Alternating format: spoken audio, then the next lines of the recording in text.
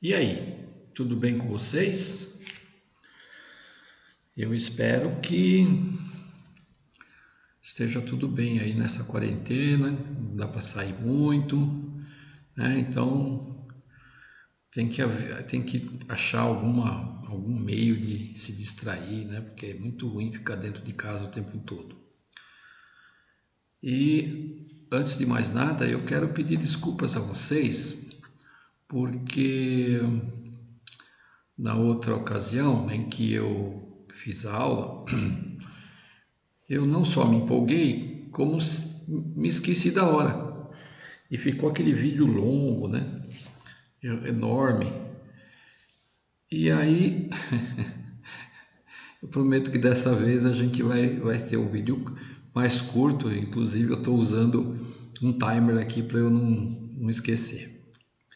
Muito bem. Hoje nós vamos estudar a lição de número 5. Problemas que a família enfrenta. Todo mundo, toda família tem seus problemas. Não existe família que não tenha problema. Mas alguns problemas são mais graves e outros nem tanto. Então, né, às vezes pode acontecer de haver uma discussão entre vocês e os pais de vocês, entre o pai e a mãe, né, entre você e seu irmão ou seus irmãos, e assim vai. O problema é que as pessoas, infelizmente, não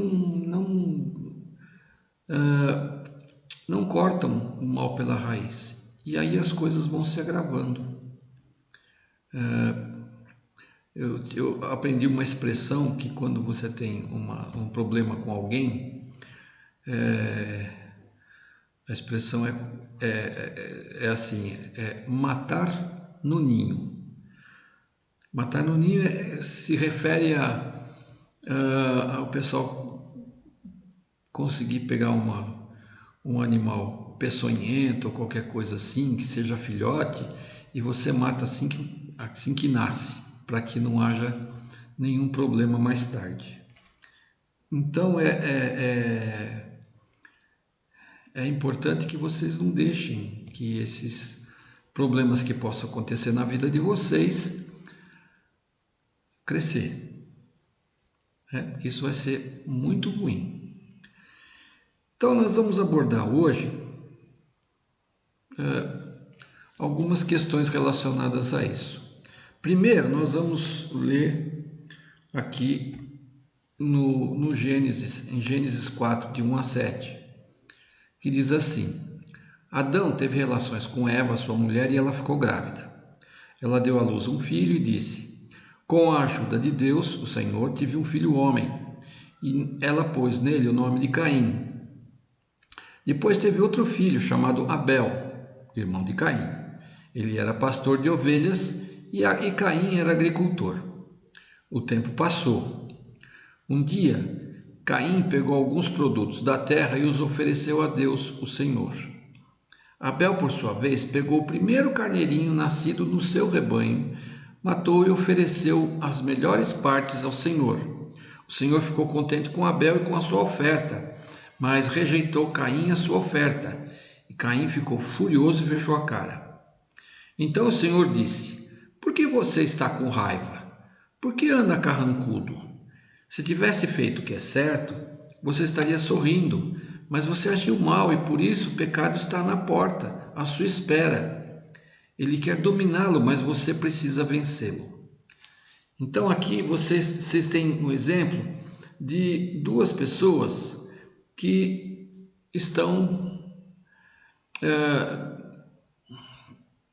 que são diferentes, né? Mas que fizeram a mesma coisa. Cada um ofereceu aquilo que ele sabia fazer para o Senhor. A única diferença é que, olha só, Caim pegou alguns produtos da terra e os ofereceu a Deus, o Senhor. Essa é uma diferença primordial. O que Caim fez, ele pegou o que tinha lá e foi lá e ofereceu para Deus. Eu tenho isso aqui, ó, eu tenho esse milho, esse arroz, esse feijão aqui e vou levar para Deus, eu vou oferecer como sacrifício.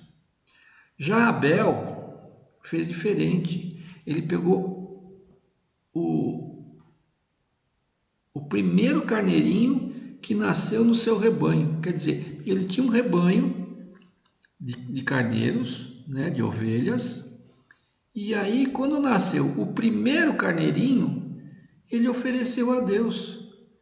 Ofereceu as melhores partes desse carneirinho, né? E aí o que aconteceu? Deus ficou contente com Abel, porque ele ofereceu para o Senhor o que de melhor ele tinha, enquanto Caim não. E aí, quando Deus rejeitou a oferta de Caim, ele ficou bravo, né? Quantas vezes a gente não faz algumas coisas em casa,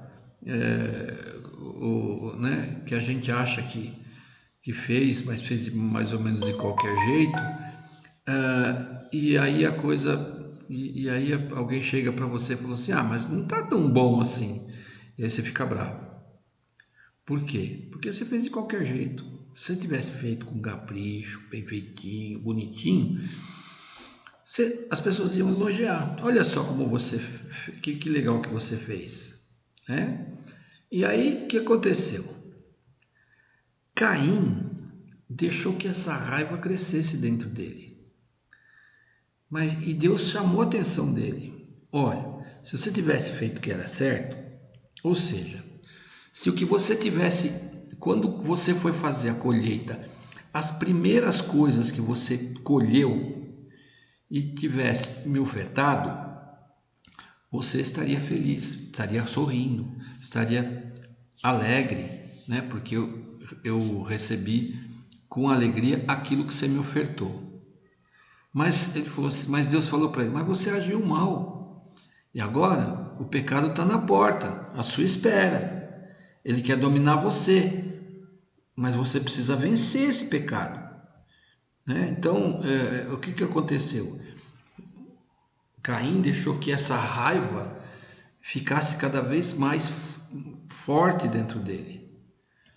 E aí, o que houve é que, passado algum tempo, ele levou Abel para um determinado lugar e ali matou o seu irmão. E em seguida, fugiu. E a família? Como é que ficou? Pois é, acabou, né? Não tinha mais família. Adão e Eva perderam os 2 filhos, um porque morreu e outro porque sumiu, foi embora.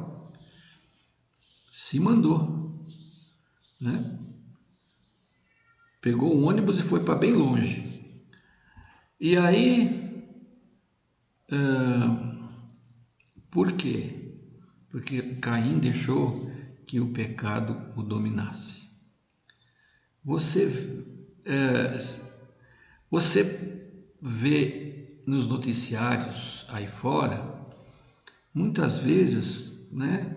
Você ouve de pai matando filho, filho matando pai e mãe, né? Gente que, infelizmente, deixam que essas coisas se aflorem.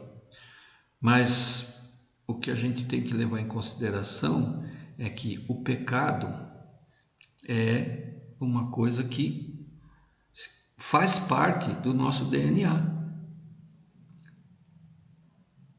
Quando Eva deu à luz a Caim e depois deu à luz a Abel, os 2 nasceram com o pecado já embutido na vida deles. Não tinha como eles não terem pecado, porque tanto ela como Adão pecaram. E enquanto eles estavam lá no jardim, eles não tinham pecado. Eles podiam falar com Deus todo dia e Deus iria falar com eles o tempo todo. Por quê? Porque isso era uma coisa importante para Deus e para eles. Mas Satanás enganou a mulher e Adão.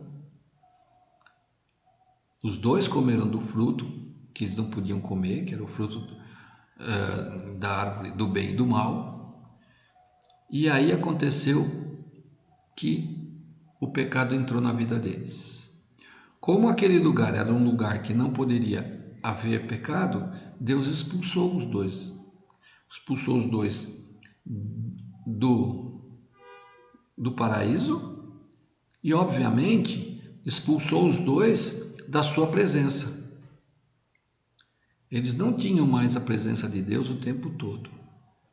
Mas Deus é perdoador.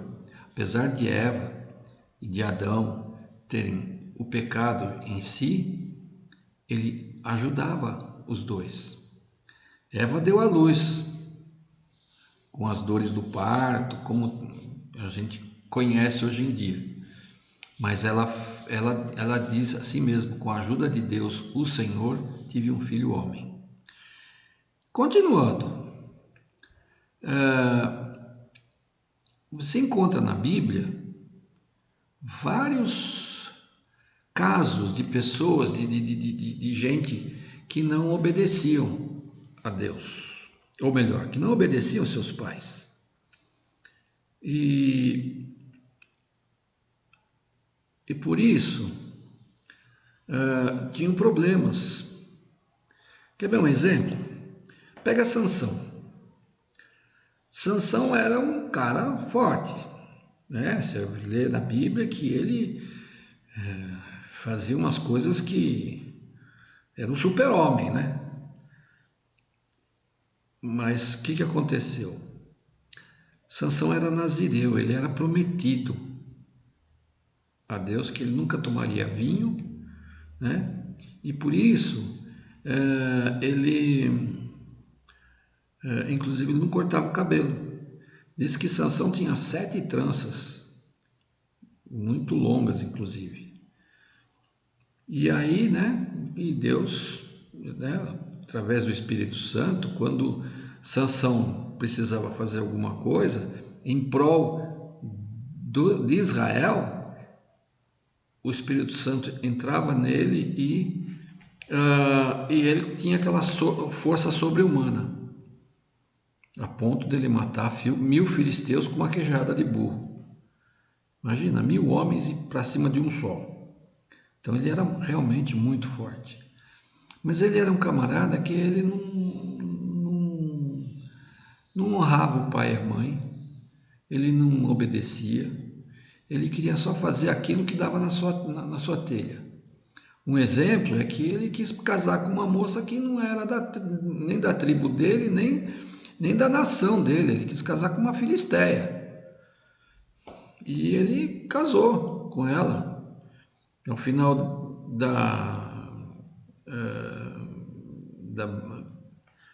o final disso é que os filisteus mataram ele, ou melhor, mataram ela, queimaram ela e o sogro vivos, jogaram eles dentro da casa deles e puseram fogo. E ele perdeu a esposa no mesmo dia que ele casou. Isso porque ele quis fazer aquilo que dava na telha dele. Por causa disso, ele acabou sendo enganado por Dalila e mais tarde morreu. Quando ele derrubou as pilastras lá do lugar onde estavam todos os filisteus.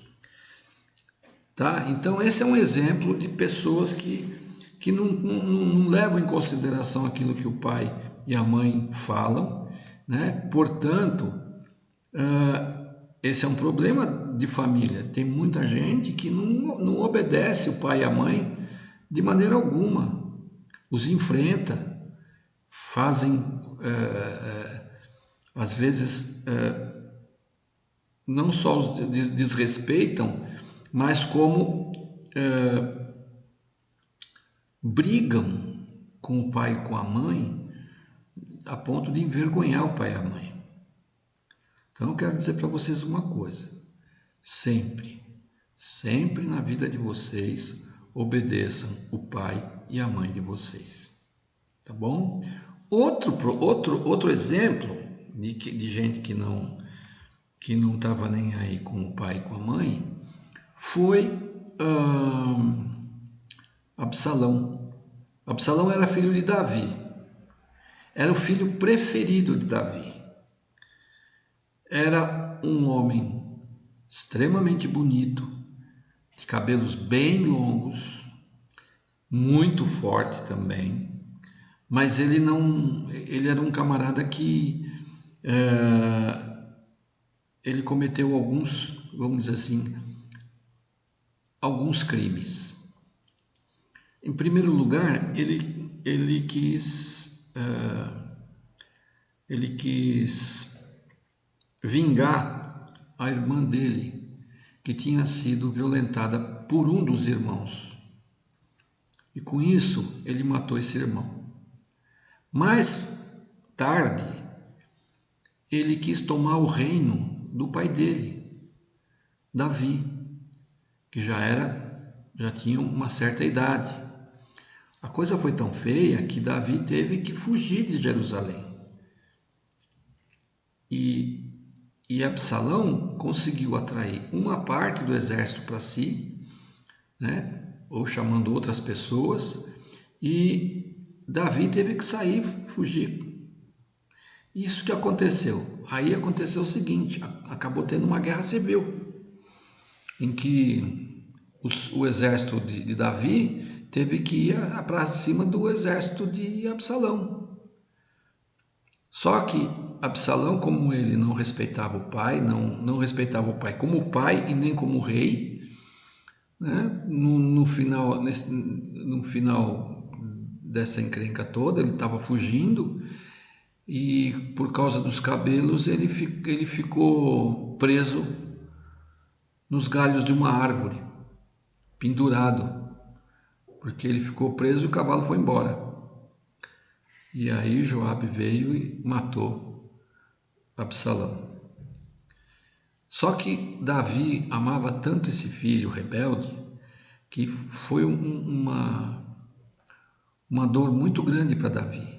A ponto de vocês lerem o texto, Davi chorou muito a morte de Absalão, porque era o filho querido, era o filho que ele tinha pensado, ou melhor, colocado suas fichas para que ele continuasse o reinado. E Absalão não quis, Absalão quis tomar o poder à força. Por isso ele acabou morrendo.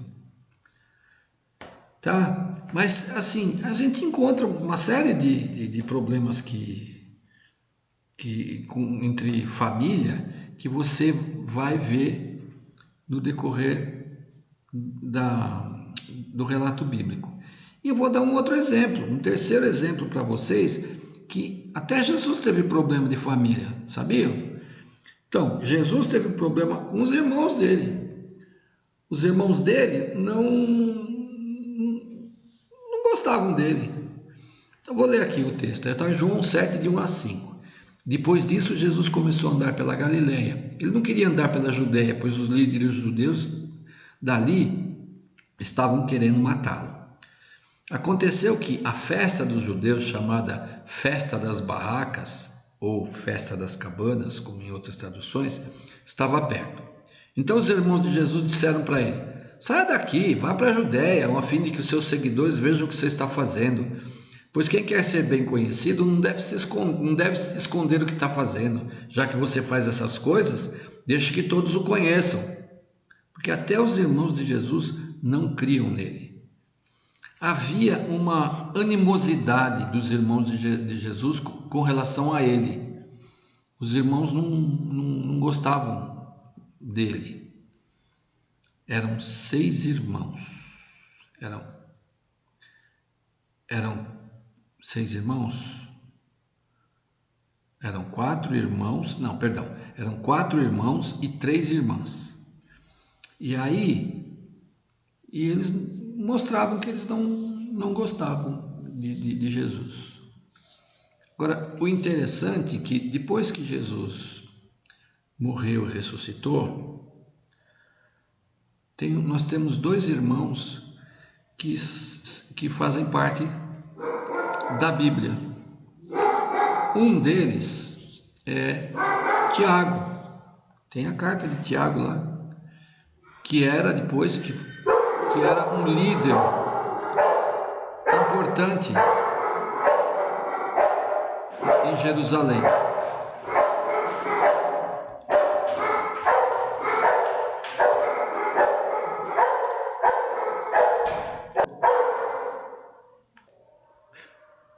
Continuando,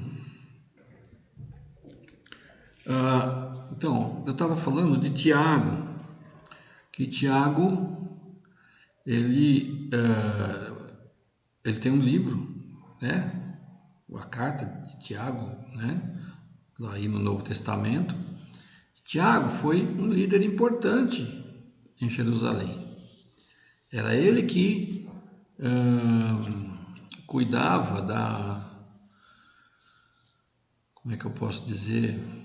Ele era o líder da igreja em Jerusalém. Então, quando tinha algumas questões que tinham que ser resolvidas, Tiago era quem intermediava essa reunião para resolver essas questões. O outro irmão de Jesus foi Judas. Judas escreveu uma cartinha pequenininha, que está lá no final da Bíblia. É a carta que está ali antes do Apocalipse. E aí, né, só tem um capítulo, não tem mais nada. Mas ele entendeu, assim como Tiago, que Jesus era o Messias, e eles passaram a crer. Nós não temos notícia a respeito dos outros irmãos de Jesus e as irmãs, se eles acabaram crendo que Jesus era o Messias. Mas a gente espera que eles tenham crido e a gente possa encontrá-los lá na glória um dia, tá? A outra parte da lição é a respeito do casamento, em que o grande problema que hoje a gente encontra são os divórcios. O divórcio é uma coisa ruim, é a morte do casamento. Uma vez eu fui testemunha numa audiência de divórcio e o juiz perguntou para mim se o casal lá estava separado há mais de 2 anos. Eu respondi que sim, porque eu fui como testemunha. Então, e é assim que a gente que terminou, o casal saiu cada um para o seu lado. E aí a ex-mulher chorou, ficou ruim, ficou triste, apesar de o casal não se dar bem e tudo mais. E o marido também ficou, à sua maneira, ficou bastante triste. Por quê? Porque era um luto, era a morte de um relacionamento, de um casamento. Então, quando em Mateus 19, os judeus chegam para Jesus perguntando para ele se era lícito se um homem repudiar a sua esposa por qualquer motivo. Aí o que Jesus respondeu? Jesus respondeu isso aqui: por um acaso vocês não leram um trecho das Escrituras que diz: no começo o Criador fez homem e mulher? E Deus disse: por isso o homem deixa seu pai e sua mãe para se unir com a sua mulher, e os dois se tornam uma só pessoa. Assim já não são duas, mas uma só. Portanto, que ninguém separe o que Deus uniu. Quando um casal se une por casamento, é interessante que os dois tenham um objetivo em comum. O objetivo é ficar juntos até que um dia Deus os leve. Isso é uma coisa importante num casamento. É importante porque eles vão passar por muitas situações, muitas. Eu tenho certeza que o pai e a mãe de vocês já passaram por muitas situações difíceis entre os dois, mas que eles venceram, porque Deus colocou no coração dos dois o fato de eles serem unidos, quererem resolver seus problemas e a coisa andar de uma maneira pacífica. Todo casal briga? Todo casal briga. Todo casal tem problemas entre si? Todo casal tem problemas entre si. Mas um deve apoiar o outro na sua vida conjugal. Quando Jesus fala que não são duas pessoas, mas uma só, é porque eles estão unidos, quer fisicamente, quer espiritualmente. Eles passam a ser, como é que eu posso dizer? Se houvesse a possibilidade de um casal, de um homem e uma mulher se tornarem fisicamente uma pessoa só, né? Então vou fazer uma brincadeira aqui. Então a metade daquele corpo é mulher, a outra metade é um homem. Imagina, bom, meu pensamento aqui, meu exemplo aqui é grotesco, né? Mas é essa a ideia, é a ideia da união, né? Então, às vezes eu brinco aqui em casa, né? Já aconteceu de eu pensar numa coisa, ou a Vilma pensar em alguma coisa, e um dos dois externar falando. Já aconteceu de eu pensar assim, seria tão bom tomar um cafezinho agora.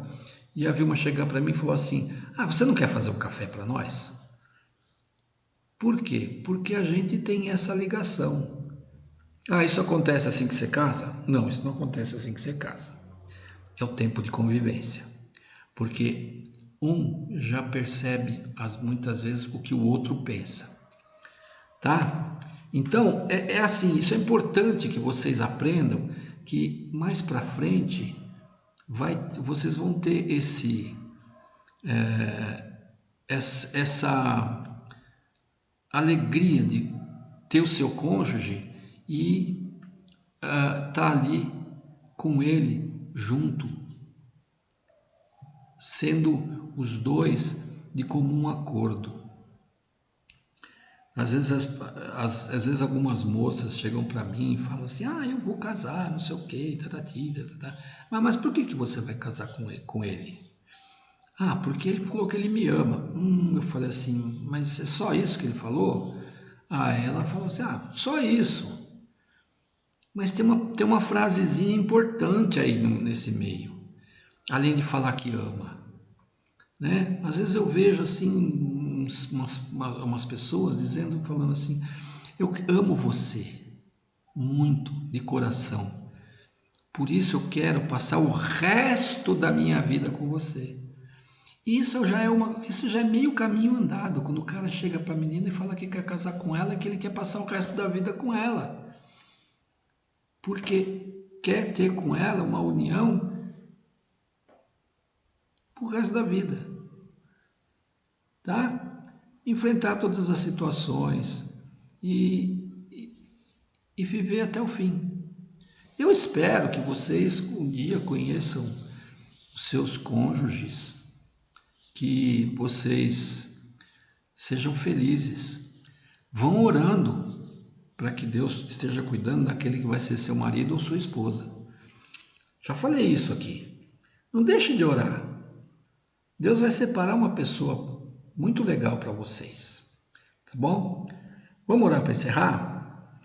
Senhor Deus, nosso Pai, nós agradecemos ao Senhor por tudo aquilo que o Senhor nos deu, tudo aquilo que o Senhor fez na nossa vida. Por isso, Senhor, eu quero te pedir que o Senhor abençoe a cada um de nós, abençoe esses adolescentes que agora vão ouvir a aula, e eu peço que o Senhor os ajude na sua vida até o fim, que eles encontrem alguém que seja importante para a vida deles, que eles vivam em paz nas suas casas atualmente, com seus pais, seus irmãos, que haja harmonia na casa deles. Vai ter diferença, vai ter discussão, a gente sabe que tem, mas a gente pede ao Senhor que o Senhor trabalhe no coração de cada um. Dá-nos um tempo gostoso ao teu lado e que as bênçãos do Senhor recaiam sobre todos nós. Em nome de Jesus. Amém.